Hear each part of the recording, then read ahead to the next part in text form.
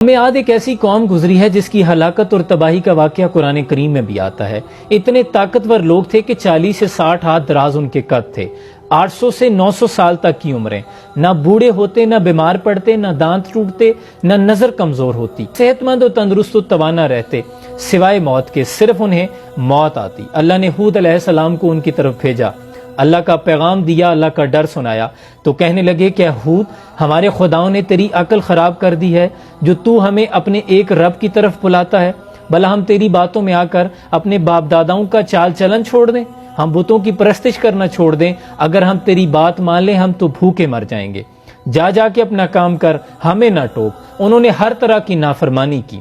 اور قرآن کریم میں آتا ہے کہ پھر قوم عاد نے بلا وجہ زمین میں سرکشی شروع کر دی، کہنے لگے بھلا ہم سے زیادہ زوراور کون؟ کیا وہ نہیں جانتے کہ جس نے انہیں بنایا ہے وہ سب سے زیادہ زوراور ہے؟ اور وہ آخر تک ہماری آیتوں کو جھٹلاتے رہے۔ اور پھر جب قوم عاد نے اپنے ظلم، شرک، گناہوں سے اللہ کی ذات کو للکارا تو کہنے لگے بھلا ہم سے زیادہ طاقتور کون؟ لے آؤ جس سے تم ہمیں ڈراتے ہو۔ تو اللہ نے عذاب نازل کیا، قحط اتر آیا، اس قدر شدت کی بھوک لگی کہ سب کچھ کھا گئے، مال، مویشی، غلہ سب ختم کر دیا لیکن بھوک نہ مٹی۔ حرام پہ اتر آئے، سانپ، کتے، بلیاں کھا گئے لیکن بھوک نہ مٹی۔ پھر درخت گرائے، پتے کھا گئے لیکن بھوک نہ مٹی۔ بھوک اس قدر قحط والی تھی کہ پھر ان کا یہ بھی معاملہ تھا کہ جب کسی مصیبت میں پھنس جاتے تو آسمانی خدا کو پکارنے لگتے، اور جب مصیبت ختم ہو جاتی دوبارہ اپنے بتوں کی پوجا کرنی شروع کر دیتے۔ پھر انہوں نے بیت اللہ کی طرف ایک وفد بھیجا کہ اپنے رب سے کہو کہ ہم پہ رحم نازل کرے۔ تو اللہ نے 3 طرح کے بادل پیش کیے، سرخ، سفید اور کالا۔ کہا کون سے بادل چاہیے؟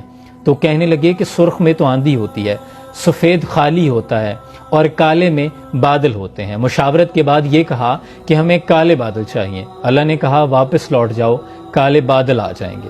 وہ خوشی خوشی جب واپس پہنچے، ایک میدان میں جمع ہو گئے، ناچنے گانے لگے کہ اب بادل برسیں گے، غلہ ہوگا، کھانے کے لیے، مویشیوں کے لیے چارہ ہوگا، ہماری بھوک ختم ہو جائے گی۔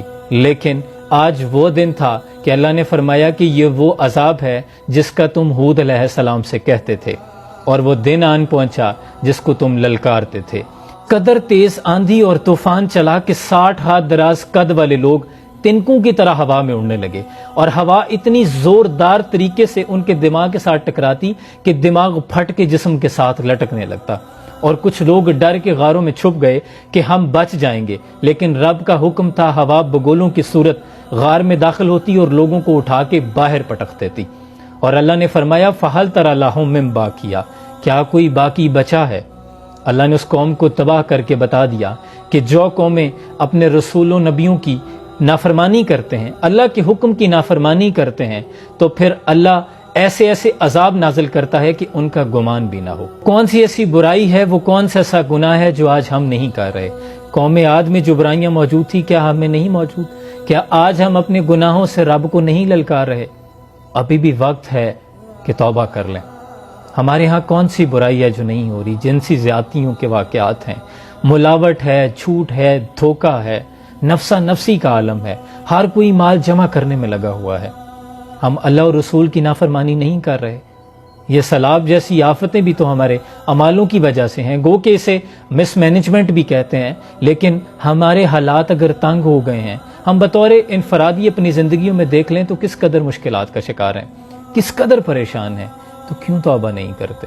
ابھی بھی وقت ہے کہ اللہ کی پکڑ سے ڈریں، ورنہ وہ دن آنے والا ہے فَمَن يَعْمَلْ مِثْقَالَ ذَرَّةٍ خَيْرًا يَرَهُ وَمَن يَعْمَلْ مِثْقَالَ ذَرَّةٍ شَرًّا يَرَهُ، کہ کوئی عمل رائی کے دانے کے برابر بھی ہوگا اللہ لاموجود کرے گا۔ اس دن سے ڈریں جب اعمال ناموں کے دفتر کھولے جائیں گے۔ اللہ کریم ہمیں عمل کی توفیق عطا فرمائے، عمل صالحہ کرنے کی توفیق عطا فرمائے۔ سلام پہنچائے۔